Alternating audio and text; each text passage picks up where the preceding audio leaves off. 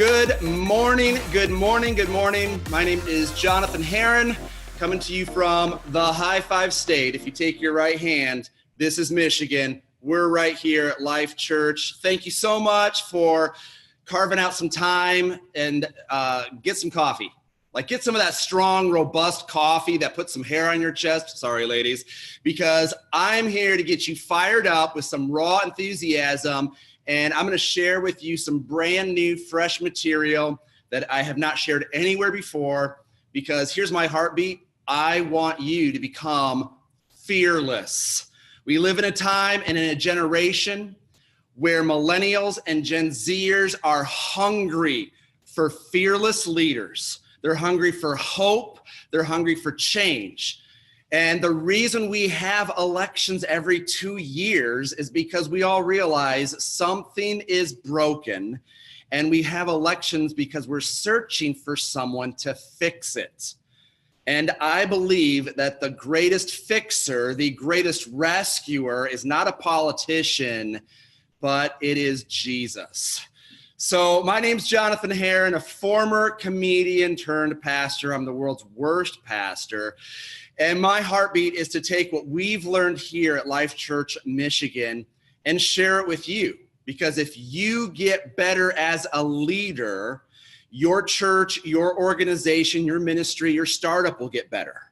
And if your church gets better, heaven will get more crowded. So today I'm going to share with you 3 comedy writing tips that will help you become a fearless leader. You're definitely going to write this down, because I got a ton of stats and information for you, plus a little bit of Bible. So grab your Bible. You can start looking for the Old Testament book of Numbers, hashtag Numbers. 3 comedy writing tips that will help you become a fearless leader. This is geared towards church leaders, pastors, ministry leaders, church planters, but this also applies to all areas of leadership, whether you're a teacher, a business person, a manager, or you're like me and you got a lot of kids. I got 5 of them, people. I'm only 1 away from the Brady Bunch. And yesterday I was at Mix 106, a radio station here in town, and the DJ told me, hey, when you adopt your 6th kid, they punch a card, you get a free sub. So there you go. 3 comedy writing tips for becoming a fearless leader. And why are we talking comedy? Because I believe there's only 2 professions that require you to become fearless. 2 professions where every week you start with a blank piece of paper, you create fresh new material, and that weekend you have to take the stage under the spotlight behind a solo microphone and captivate the minds of a sea of anonymous faces. Those 2 professions are comedians and church leaders. And so there's so much we can learn from comedians, how they deliver material, how they approach material. Comedians have to be fearless. And this Easter season, I want to help you become more fearless. So here we go. 3 comedy writing tips that will help you become a fearless leader. Here's the first one. 3 words. Write these 3 words down. Stop negative self-talk. I'll say that again. Stop negative self-talk. So in the 90s, I was doing comedy in Chicago. I was also learning the ropes of improvisational comedy in 2 places. One at Columbia College in the South Loop, studying from some up-and-coming actors. And then at Second City, I was working at night and going through the 2-year conservatory program, studying under people like a then unknown Tina Fey. You can read more about my experiences in my book, Holy Shift. There's an F, people, Holy Shift. But here's what I noticed in the world of comedy, in the world of Hollywood, and now also in the world of ministry. There's a lot of negative self-talk. I believe that a lot of men and women walk around with a defeatist attitude. If you talk to comedians, they are really good at beating themselves up. A lot of comedians are wounded clowns. They're seeking approval from a sea of anonymous faces because of deep down hurts. I know that from partying with Chris Farley, that this guy who could be the life of the party was hurting, would always turn to people in moments of sobriety and say, am I funny? Am I really funny? I was talking to Jim Brewer on the Fearless Leadership podcast, and Jim shared this heartbreaking story of being on the phone with Chris Farley just weeks before he died. And Chris Farley said, Jim, am I funny? He was seeking approval. And I think a lot of ministry professionals have a heart for helping people, but they are ministering out of woundedness. And we deep down have high rates of depression. And I'm talking as someone who is diagnosed with depression. I'm medicated for it. By the way, don't ever go up to somebody at church and say, oh, you're depressed. You just don't have enough faith. I'll pray for you. That is the stupidest thing you could say to someone with a medical condition. We can't control the chemicals in our heads. If you have cut off your arm, you don't go to someone and say, just have faith, put a Band-Aid on it, get better. No, you go to the ER, see a medical professional, and get the help you need. So if you wrestle with anxiety and depression, hey, I'm with you, got the t-shirt, and you're okay. But listen, we deal with a lot of negative self-talk. I think social media has been good and bad for ministry leaders. On the good side, we're able to share ideas. We're able to cheer for each other, encourage each other, make connections like right now on this Fearless Leadership live cast. But the negative side is that we start to compare ourselves.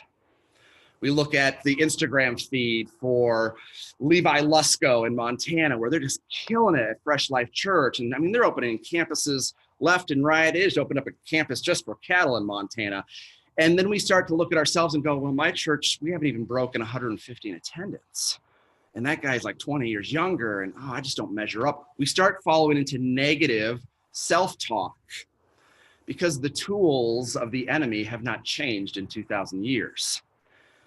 In Luke chapter 21, Jesus at the Last Supper turns to Peter, his right-hand man, Peter, who will lead the very first church service on Pentecost. And Jesus says to Peter, he says, Simon, Simon, he uses his old name, Simon, Satan has asked to sift you like wheat. So what was Jesus saying? If you are a ministry leader, if you're a church planter, you are like the Navy SEALs of church world. If you're a senior pastor, if you're a kids ministry director, if you're doing anything that has to do with church world, you have a huge target on your chest. And because you're the leader, you're out front. And the enemy knows if he can take you out, he can short circuit a movement of God. If you don't believe me, Google the name James McDonald. Or 12 months ago, Google the name Bill Hybels. Men that I looked up to in the past 19 years of full-time ministry I've been in, both from the Chicagoland area where I lived and loved for a long time, where I was called to ministry, and both men have fallen and their churches are falling apart. It's sad. Negative self-talk is one of the tools of the enemy. If he can get you to doubt yourself, to doubt your calling. I mean, there's a reason why someone who begins working at a church today, in 5 years, 80% of those folks will drop out of ministry. The depression rate for pastors is second only to dentists. We wrestle with negative self-talk. And I'm here to say, stop it. We need you to be fearless. We need you to remember that it's not about you, it's about him. And it's not how awesome you are, it's how awesome he is. So I told you to turn to the book of Numbers. Look at Numbers 21 really quick. So at the church I love and lead, Life Church Michigan, we're celebrating our 6th birthday this coming Sunday. We're a St. Patty's Day baby. So 6 years ago, we stepped out in faith, did something crazy, no people, no money, no facility, launched weekly worship experiences. And 6 years later, we've gone from 0 people to 1,200 who call us home. We're about to open our 3rd campus by God's grace. That's why I just want to pour into you, because I want to see that in your region also. And I believe in you. You can do it, and I can help you. And so we're going through at Life Church the entire scriptures, God with us. You can follow along on our website, lifechurchmichigan.com. But right now we're in the book of Numbers. Numbers 21, Moses is leading the people through the desert. It's now the 2nd generation, the Exodus generation that died off because God will pass over a generation. if they are doubters and negative self-talkers. He'll pass over a generation and go to the next generation, but that's not the point I want to make. Numbers 21, verse 8. So God has sent a plague down because these people are negative, they're grumblers, they're complainers. Aren't you glad that religious people are not complainers and gossips anymore? So Moses, right, this is in his time. He's going to deal with all these negative people. This is 1,440 years before the time of Christ. And in Numbers 21, God sends a plague. He says, don't make me come down there. And he sends a plague of snakes, fiery, dangerous, venomous snakes that are biting the people of God. And so God speaks through Moses because God always provides rescue and deliverance. And in Numbers 21:8, he says, take a bronze serpent, place it on the staff. So I've got my little staff here. It looks more like, it looks like something from Star Wars The Last Jedi, what Rey would use to practice with. But this is my staff. I'm not Gandalf. Moses takes the staff with the bronze serpent, hoists it high. Numbers 21:8, it says, if you've been bitten by the venomous snake, the snake that bites your heel, hello, Genesis 3 callback. You look up at the bronze snake and you will be healed. And here's the cool thing. Numbers 21:8, that verse, that moment in the life of Moses is referenced 1,440 years later by Jesus of Nazareth.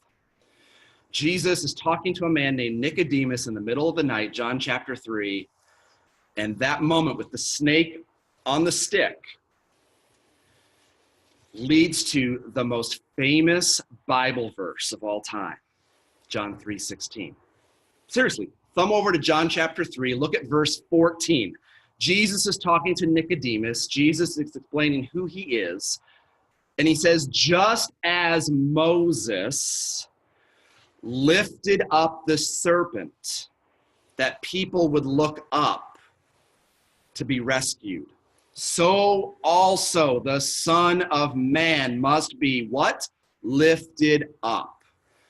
For God so loved the world that he sent his only Son.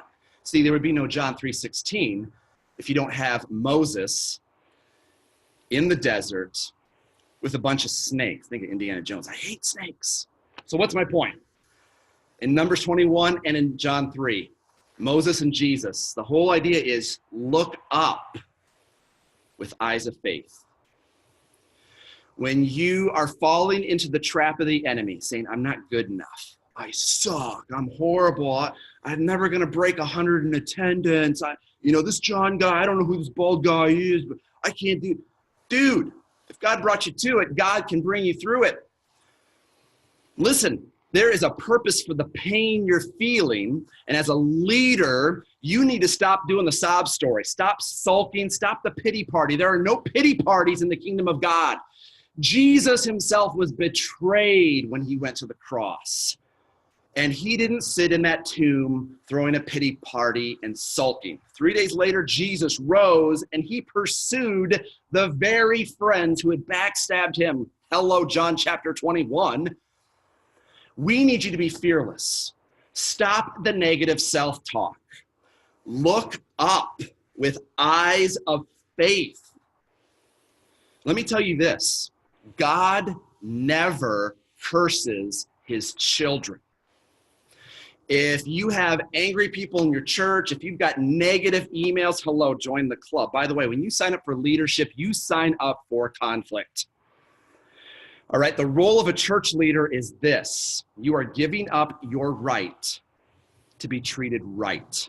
Don't believe me? Look at the first 13 years of David as king.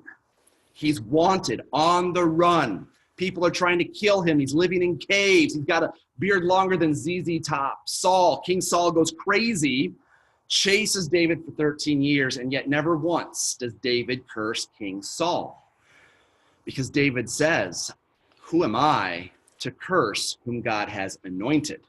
So you may be a ministry leader serving under a crazy senior pastor. And number one, I've been there, done that, got fired. Number two, it is not your job to change the church from the inside out. If you're not the senior leader, you either completely have your senior pastors back and completely buy into the vision God has given them, or you need to quit and start delivering pizzas until you figure out your life. Never use God's church as a paycheck. Never. Don't be that dishonest, dishonorable man or woman who is taking care of the youth group, but then spends office hours sending out their resume. When you do that, you're being a pimp. You're being a prostitute. You're not being a professional. A ministry leader of honor and integrity, if you can't submit to leadership, if you can't get behind your senior leader 110%, quietly and quickly resign. Work at Family Video for a while. Work at the pizza delivery place for a while. Been there, done that. Do what's honorable. Honor the leaders above you. You do not have permission to curse them. Hello, David on the run from crazy King Saul for 13 years. And stop the negative self-talk. Stop looking at yourself and look up with eyes of faith. Look at him. Jesus said in Matthew 16, I will build my church. It's not your church. Dude, so what? 2 kids showed up this week at youth group. Celebrate, pour into those 2 kids. And then with your mailing list of other kids, start sending them postcards. Start sending them texts. Start making phone calls. Figure out what sports they're in and start just showing up at their games. You don't need permission to make a difference. Just stop with the negative self-talk. Stop with the pity parties. Nobody cares about your pity party. And listen, this is coming from improv guru Dr. Martin DeMott, one of the creators of how Saturday Night Live creates sketches. Martin DeMott was one of my mentors in college, and he said this: nobody follows the person marching down the street carrying a sign that says, onward toward mediocrity. If you want to capture the imagination and hearts of millennials and Gen Zers, you need to get the focus off yourself, get it on Jesus. God is not cursing you. God is molding you. God is shaping you. When God has an impossible task, he takes an impossible person and crushes them. But he never curses his children. Listen, Forbes magazine last week, you can Google this, Forbes magazine listed out the 9 toughest jobs in America, and in the top 5 was church leadership. It's death by 1,000 paper cuts, it says in the Forbes magazine article. You should definitely Google it. And then thank God that he's chosen you as an empty vessel to change the world. So that's the first comedy writing tip.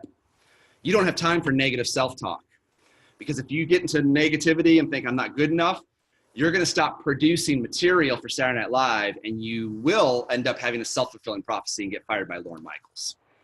We need you to be fearless. And if you need help, if you need a punch in the throat, if you need motivation, go to fearlessleadershipnetwork.com. Tons of free resources for you and your team. If you join our network, I will be privileged and honored to coach you personally online. I'll even give you my cell phone number. So when you're having those bad days, give me 5 minutes on the phone. I'll talk you off the ledge and get you fired up. Fearlessleadershipnetwork.com. The second of 3 comedy writing tips for fearless leaders. Let me drink some coffee. This is the drinking game, people. Take a sip. We're drinking coffee. Don't send me angry emails, Baptist. Oh, we talked about drinking. Get a sense of humor. Presbyterians drink. Hey, if you take the letters in Presbyterians and rearrange them, it spells Britney Spears. Think about that. All right. You ready to become fearless? 3 comedy writing tips for becoming a fearless leader. The first is stop the negative self-talk. The second is one word: hustle. Hustle. In fact, you may need to say it out loud. Hustle. Seriously, say it out loud. Hustle. Own it. Come on. Say hustle. Turn to your cat, turn to your dog, say hustle. If you're at your office at church, say it so loud that people think you're crazy. Hustle. It requires no money. It requires nothing to hustle with grit and tenacity. The big scandal in the news yesterday was all these Hollywood celebrities who are paying millions of dollars to get their overprivileged children into Ivy League schools when the rest of us have to work hard. That's what I'm telling you to do. Work harder, faster, smarter. Fail harder. That's the mantra of Facebook. If you're not failing, you're not taking risks. If you're not falling flat on your face, you're not exercising faith. Hustle, hustle, hustle. Your competition is not the church down the street. They're actually on the same team as you. Your competition is the enemy. It's Satan's youth group. It's Satan's club. There's thousands of people far from God in your region, and we need you to stop the negative self-talk and hustle, hustle, hustle. So in comedy world, you have to hustle because nobody is going to just discover you. Those stories are false and fake. I'm telling you. All right, I've been on the auditions. You have to hustle. You have to work harder, faster, smarter than the other guys. Hustle, hustle, hustle. You cannot sit back and wait to get discovered. You can't just open your doors to your church plant or to your new women's ministry and assume that everybody's going to come flocking in. Number one, they don't know you exist. Life Church is celebrating our 6th birthday this Sunday. My wife and I filmed a video segment that's going to air during the message at our Life Church locations. And one of the things my wife said, you can follow her on Instagram, @Herron Hacienda. One of the things my wife said was so profound. She said, we're 6 years old, and all there's hundreds and hundreds of you here. You think that everybody in our region knows who Life Church is. And she said, they don't know we exist. We're not even on their radar. The two biggest things that people in your region are thinking about and worried about is money and sex. So if you preach messages from the scriptures that give them God's way to handle money and sex, not only are you going to help people in practical ways like Jesus did, getting them to the scriptures, but you're also going to get them in your door. And yes, you do want people to come to your church because we want to make heaven crowded. In Matthew 28, Jesus gave us the Great Commission, not the Great Suggestion. No church leader should ever apologize for wanting to see their church grow. Do you want to know who doesn't want to see your church grow? Satan. So if someone is throwing mud at you on Facebook, even if it's another Christian saying, oh, you're just all about the numbers, you're just all about church growth. Well, number one, say, get behind me, Satan. Number two, yeah, Jesus wants to see people reached. And 3, yeah, we are all about the numbers. We are. It's one of our 9 leadership core values at Life Church. I say this to our staff and interns all the time. We are all about the numbers, unapologetically, because every number has a name. Every name has a story, and every story matters to God. And if you've got that angry trustee in your church who says it's all about the numbers, say, number one, hey, trustee, what are you? You're not really in the Bible. What is a trustee anyways? In Greek, it's demons. But number 2, you say that, trustee, yeah, so you don't want to be about all the numbers? Okay, then let's stop counting the offering money. In fact, let's stop taking a collection if you're not all about the numbers. I mean, it makes no sense. Why would church leaders be all about the integrity of carefully counting dollar bills and not be interested in counting sheep? Luke chapter 15, Jesus counts sheep, 100 sheep. We got a book of Numbers. The book of Acts talks about exponential growth. Healthy things grow. So yeah, you should never apologize for wanting to see more people far from God discover the love of God. It's a privilege. It's our responsibility. That's why the local church exists. You've got to hustle. You got to get out there, shake some trees, make stuff happen. Now, let me give you some statistics, brand new statistics. These are from the world of sales, but I do believe that they apply to church leadership. We don't sell anything. Okay, we are a nonprofit organization, but we are trying to reach people far from God. So that means we do want to see more people coming in the church doors to hear the gospel, and we want to see people growing spiritually, and Jesus said the barometer of spiritual growth is actually generosity. So these statistics, I do believe, apply to outreach and discipleship. Write these statistics down. These are mind-blowing. These are really great. If Life Church staffers who are tuning in, you need to write these down because we're going to talk about this in our staff meeting later today. Some stats from the world of business that apply to church world. And when I say the word clients or sales, change that word to the people in your church. human beings who need Jesus and need to be about Jesus's mission. Because listen, the church doesn't need a mission. The mission has a church. Tweet that. All right, some stats, brand new.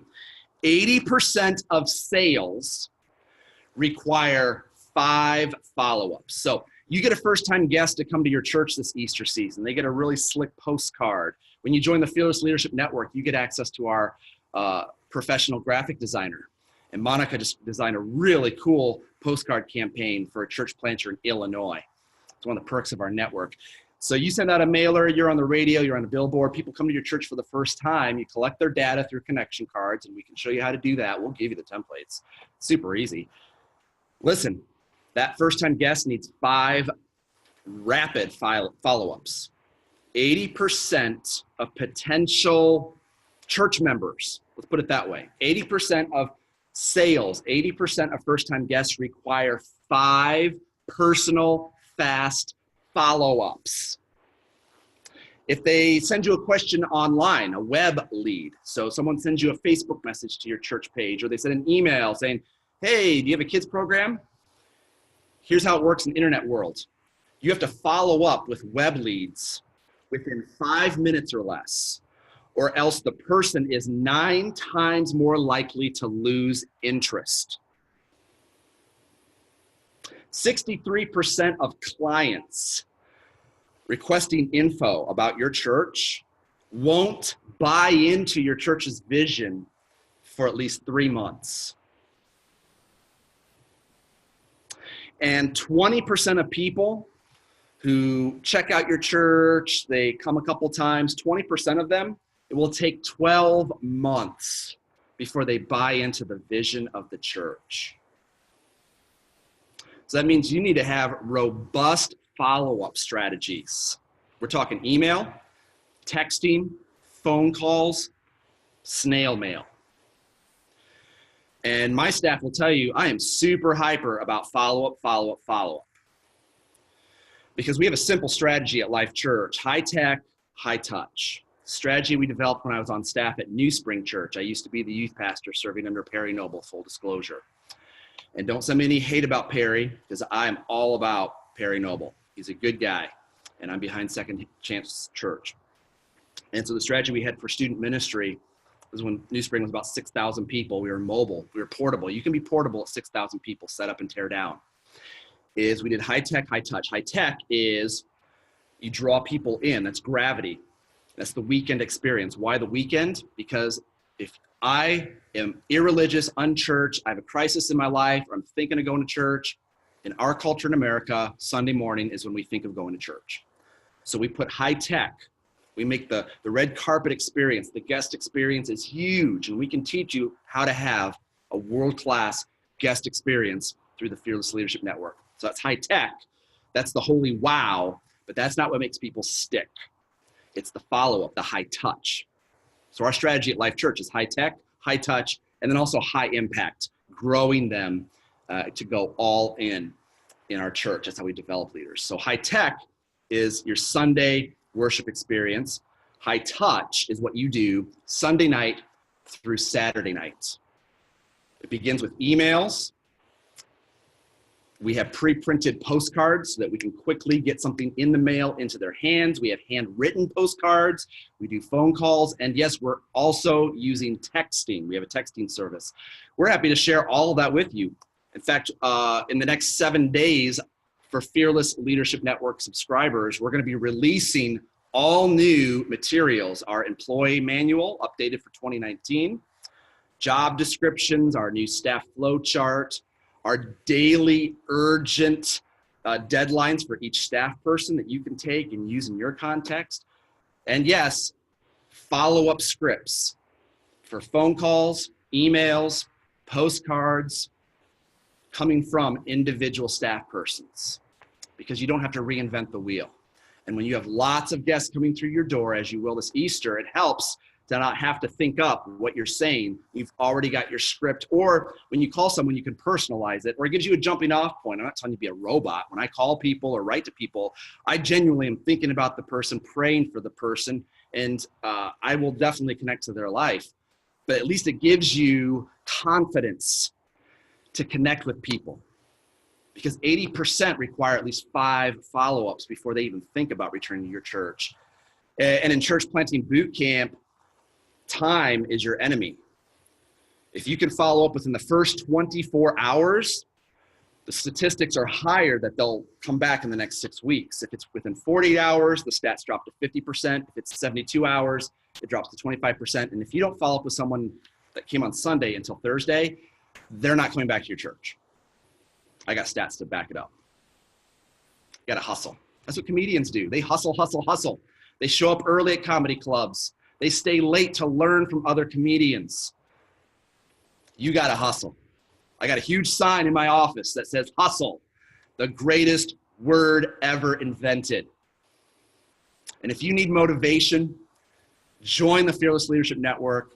It'd be my pleasure to coach you, to fire you up with some raw enthusiasm, and to give you practical techniques and tips from the world of comedy and ministry. All right, so 3 comedy writing tips for becoming a fearless leader. We already talked about number 1, stop the negative self-talk. No one's inspired by pity parties. Number 2, hustle, hustle, hustle. Hustle is the greatest word ever. Get out there, shake some trees, make it happen. In just a second, I'm going to give you the 3rd and final comedy writing tip for fearless leadership. And then I'm going to give you a free resource, actually 2 free resources and a special exclusive coupon code if you want to get any of the books or subscribe to our network. We have a special coupon for today only. So here we go. I'll give that to you in just a few moments. The 3rd and final comedy writing tip for today. Comedians do this, and if you want to be fearless and lead your church to growth, you got to learn how to win people over. When you're a comedian, nobody knows who you are unless you're Jim Gaffigan. So when you get up in front of the crowd, you have a very short window of time to win the people over. Pastors have the same problem. You get up on stage, and every weekend, you got to gear your messages towards someone who does not want to be there, who does not go to church and is visiting for the first time, looking for a reason not to return. You got to win them over, win their hearts, win their minds, capture their imagination. And so we can take a page from comedians on how to quickly win people over, whether it's on stage or at the beginning of a meeting, or if you're even having a one-on-one tense conversation with a coworker or with a parent or with an elder. Here's how comedians quickly win people over. It's 3 quick steps. You get people to like you, to know you, and to trust you. That's what comedians do. Go on Netflix. They release a brand new comedy special every single week, and study this and see how in the first 5 minutes, every comedian you watch will first get you to like them, to know them, and finally to trust them. So how do you get someone to like you? Share about your life. I'm always talking about my wife and my children. I'm always showing pictures of my kids. I want people to see that I'm a normal person, that I'm a husband of 20 years, married my high school sweetheart. I'm a father of children ages 5 months old to 12 years old. So I identify with our 20 and 30 somethings. I want people to like me and to see that, oh, I'm not perfect. Yeah, I yelled at my kids on the way to church today. People will nod and laugh because it breaks the tension that no perfect people are allowed. I might even talk about going to see Captain Marvel on opening night because that connects with people. I definitely want to bring up if Michigan or Michigan State just played in the game, because if I can add that little piece of sports trivia into the beginning of the message, that gets someone far from God who doesn't want to be there to like me. Oh, good. He's a Michigan fan. Okay, I'll give this guy 5 minutes of my time. You want to get them to like you. Number 2, get them to know you. That's where you share something personal and you can connect it to the text. So in our current series, God With Us, we're going through the scriptures, the 3-year journey. You can see it all at lifechurchmichigan.com. And pastors, you have my permission to use our materials. Every week, I'm publishing the entire deep sermon manuscript. We're also publishing bite-sized Bible studies and life group materials. And if you want to use that for your church over the next 3 years, do it. You don't have to give me credit. I just want you to win. I want to help you. If that can help you, and you can use the time you would have used for sermon prep to instead engage with people, that's a win. So to get people to know you is you open up and you connect it to the text every week. I'm talking about the Old Testament. We just did Leviticus. And so I just go, you know what? I grew up in a church. I'm a pastor's kid. And it wasn't until a few years ago that I actually read the book of Leviticus. Anybody else? Do you ever, at New Year's, you have the New Year's resolution, I'm going to lose 20 pounds. And people laugh. And then you say, you're a liar. You sit on a throne of lies. And you show a clip from Elf, and they're laughing. You get them engaged. If you can get people laughing, they uncross their arms and they lean in. And then I'll say, another New Year's resolution we all fail at is, I'm going to read through the Bible in a year. Genesis, yay. Exodus, yay. Leviticus, oh no. And by using exaggerated voices, that engages their senses because it's something different. It's surprise. Last week on the live stream, we talked about how surprise is funny. It grabs people's attention.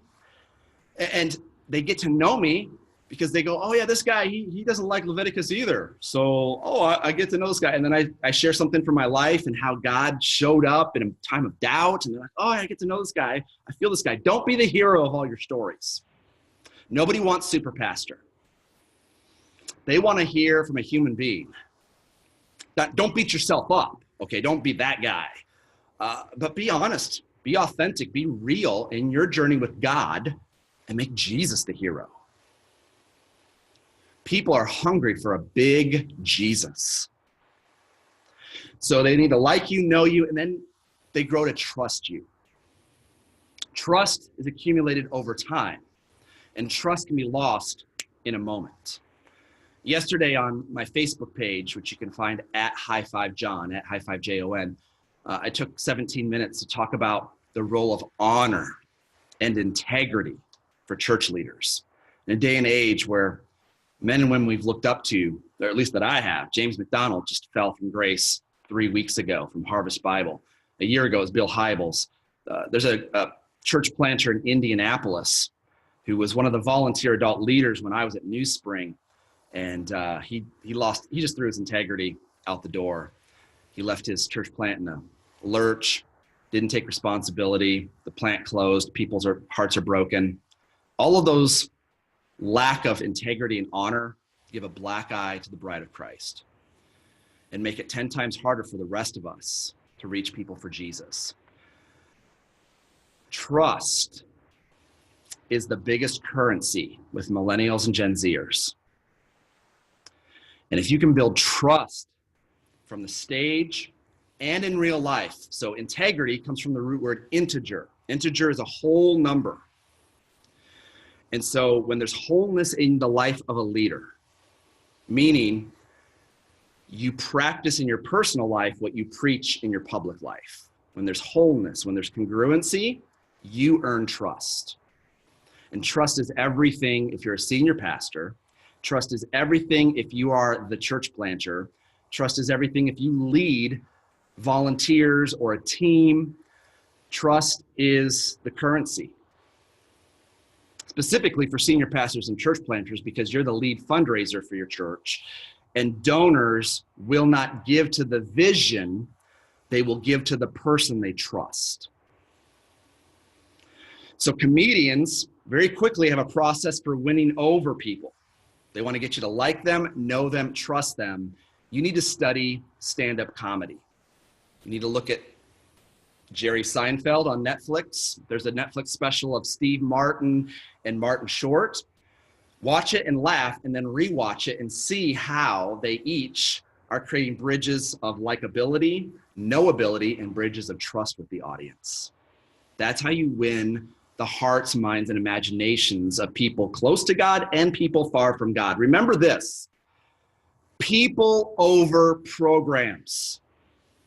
People over program. I could go on a whole rant on why doing Walter Cronkite ministry will not work in a Netflix world. But we'll save that for another time. Join the Fearless Leadership Network and we'll show you those resources and help you become more effective by doing fewer programs. Because at the end of the day, it's about people. People made in the image of God, people with a God-sized hole in their heart.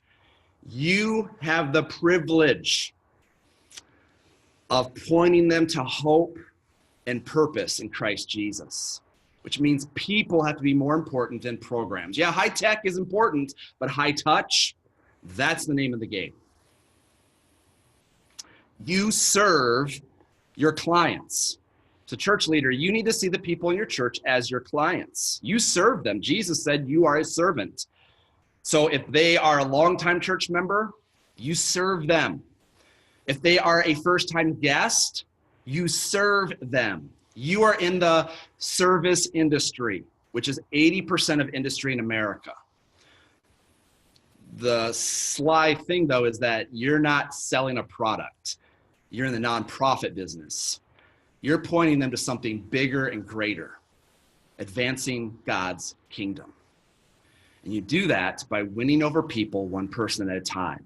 And you win people by serving them just as Jesus served us. People over programs means you need to embrace interruptions. Look at the Gospels. Yeah, Jesus had a mission. Jesus had an agenda, but Jesus was always getting interrupted. I've been to the Holy Lands in Capernaum, his home base for ministry. He was always getting interrupted. Look at Matthew chapters 6-8. It's interruption after interruption. It's a soldier asking for something, and then it's a woman asking for something, and then a tax collector asking for something. And Jesus always stopped his agenda. He put people over programs, and he focused on that person like they were the only person that existed. And some of the most powerful moments of ministry from the life of Jesus happened in the interruptions. So pastor, church leader, you need to create a daily schedule that allows for margin. And I'm practicing what I preach. We just changed all of the daily schedules for all of our staff and interns. And in mine, I've carved out 30 minutes every weekday for interruptions. The interruption could be a phone call. It could be an email with a theology question. It could be yesterday. Yesterday on Instagram, I get a private message from someone who attends our Midland campus. He's 28 years old. He comes to church off and on. Tons of potential. Very humble, very hungry to understand Christianity. Hadn't seen him in church in a long time. And so our follow-up is we don't give up on anybody, right? It's like the army. You never leave a soldier on the field, right? So I'm always sending Facebook messages to people I haven't seen in forever. And so I sent Facebook messages to this guy last week, yesterday, out of the blue. And I had a busy day, a super busy day of filming. I had a huge radio station meeting. I had sermon prep. I had lots of stuff on the plate. But he sends me an Instagram private message saying, hey, I'm going to be in Saginaw by your office later. Can I come at 1? And I could have said, well, you need to make an appointment because I'm so busy. I'm so important. I'm doing the work of God and maybe next week, No. I said, absolutely. Because I created margin in my schedule where I can shift one of my priorities to 1:45. So he shows up at 1 o'clock, 28-year-old kid starts sharing his life story, says, I just want to get to know you better. I'm like, that's cool. We go in my office and he starts asking really good questions about world history. He says, help me understand, why are there Catholics and non-Catholics? And we ended up spending 35 minutes. I actually ended up filming it. I said, hey, can I record this? And we're going to edit it and throw it on the YouTube channel. And you can check it out. It's really kind of fun. It's about world history, theology, Christianity, Jesus. And at the end of it, he's like, this is awesome. And I said, yeah, why don't you come back this Sunday? It's our 6th birthday. I'd love to have you here. And you play guitar? Oh, cool. I want to introduce you to my buddy, Brennan. Come see what our band does because I see a place for you there. You have to make space for divine appointments. Appointments on your schedule that you're not aware of, but God has already placed on your schedule. And the way you make space for divine appointments like Jesus, the ministry of interruptions, is create margin in your daily schedules. If you need help with that, if you're like me and you're artsy, but you're not type A and organized, join the Fearless Leadership Network because we're about to release a mother load of documents, internal things, even daily schedules to help you get super organized. You don't have to reinvent the wheel.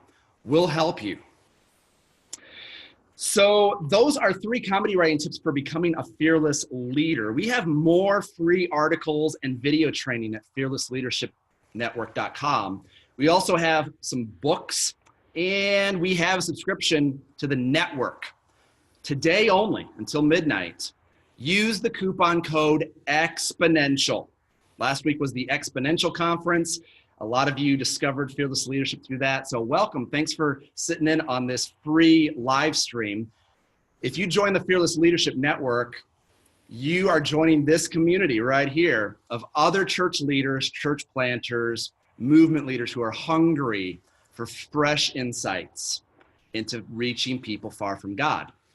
And if you use the coupon code today, Exponential, you get 35% off of any of those special resources, books, or even the Fearless Leadership Network, which you should totally invest in. All your money goes back into church planting. Nobody's getting rich here. So there you go. There's your free coupon. 2 free resources coming up that we're going to put on the screen. One is we have a monthly podcast on Apple called Fearless Leadership, where we interview comedians, church leaders, and musicians. And I'm excited to announce right here for the first time, next month's special guest on the Fearless Leadership Podcast. Drum roll, please. We will be learning insights on how to take the stage, how to engage an audience from one of the top selling Christian artists right now for King and Country. For King and Country is a brother duo. They're actually the younger brothers of Rebecca St. James. And they are excited to pour into church leaders like you, sharing how they get ready for the stage, how they create material, some of the artistry, and all of it applies to pastors, church planters, church leaders. And guess what? It's free. Just go to Apple Podcasts, search Fearless Leaders, look for my ugly mug. You can hit subscribe. You'll see great interviews from comedians like Jim Brewer from Saturday Night Live, Bob Smiley, a very famous Christian comedian, as well as church leaders like Perry Noble. You will definitely learn something that you can apply at your next team meeting. You can share it with your team. Other free resources at fearlessleadershipnetwork.com include a blog with tons of brand new stats on the state of the American church from Lifeway Research. We've got some video training. The Breaking 200 online video course is free right now. We could be charging like $500, but we're not, because A, that kind of stuff hacks me off. I think that we should be helping churches quickly reach people far from God. And B, I believe in you. Go to fearlessleadershipnetwork.com, sign up for our free email blast, and you'll receive a link to our brand new resource, the Breaking 200 online video course. You can share it with your team. It will help you this Easter. If you want to break 500, only the top 3% of churches in America break 500 in attendance. We can help you with that. We got a resource for that. It's all online, fearlessleadershipnetwork.com. Feel like a used car salesman. Most of it's all free though, so you should check it out. Gang, I love you all. If this live stream has helped you, we do this on Wednesday mornings as part of the network, so you should consider subscribing. Use the coupon code EXPONENTIAL for 35% off. And if our team can encourage you, help you in any way, drop us a line. You can find me on social media at High5John, at High5JON on Instagram, Twitter, and Facebook. Love to cheer for you, pray for you, and share anything that we know with you. Before we say goodbye to everybody here on Zoom, just want to see if anybody has any quick questions on these 3 comedy writing tips for becoming a fearless leader, stopping the negative talk, hustling, and winning people over. Any quick questions before we go? I'm going to tell you what we're going to hit next week. Oh yes, we're back next week. This isn't like once a month coaching. It's supposed to be every other week, but lately we've been doing it every week because people are hungry for this, and I just love pouring into leaders like you. So any questions before we go? I see Torian. Hey, Torian. What's up, man? Praying for you. Love what's happening in Detroit. I see Tim. Hey, we got 2 pastors from Ohio tuning in. We're praying for you because you are at the edge of hell. See, Michigan, we're in God's promised land here, but we understand how close you are to Ohio State, so we'll be praying for you. Anyhow, I love you guys. Hit us up, fearlessleadershipnetwork.com, lifechurchmichigan.com, and together let's see what God can do through you. We'll see you next Wednesday, sharing some more tips as we approach Easter.